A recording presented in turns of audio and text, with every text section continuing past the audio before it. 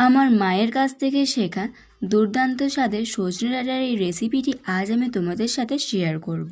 সবার প্রথমে সজনে ডাঁটা এবং আলুগুলোকে ছোট ছোট করে কেটে নিয়েছি।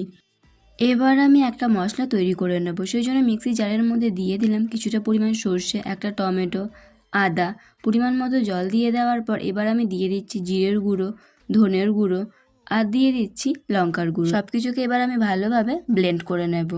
এদিকে কড়াইয়ের মধ্যে পরিমাণ মতো সর্ষের তেল দিয়ে দিলাম। সর্ষের তেল গরম হলে দিয়ে দিচ্ছি সামান্য একটু কালো জিরে আর দিয়ে দিচ্ছি একটা পেঁয়াজ। এবার আমি সব কিছুকে ভালোভাবে প্রথমে ভেজে নেব।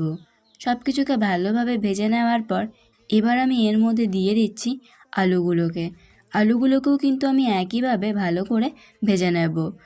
তোমরা একবার হলেও এই রেসিপিটি বাড়িতে বানিয়ে দেখবে, সবাই খেয়ে আঙুল চাটবে, গ্যারেন্টি দিয়ে বলছি।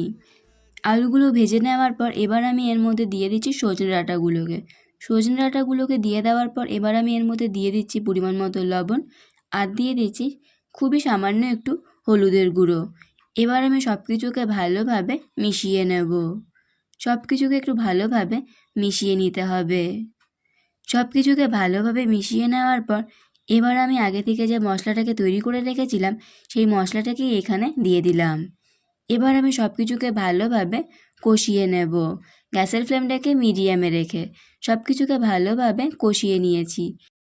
এবার আমি এর মধ্যে দিয়ে দিচ্ছি পরিমাণ মতো জল। খুব বেশি জল দেওয়ার কিন্তু দরকার নেই। এবার আমি এটাকে ঢাকা দিয়ে ভালোভাবে সেদ্ধ করে নেব। তৈরি হয়ে গেল সজনে ডাঁটার দুর্দান্ত এই রেসিপিটি। অবশ্যই কমেন্ট করে জানাবে রেসিপিটি কেমন লাগলো।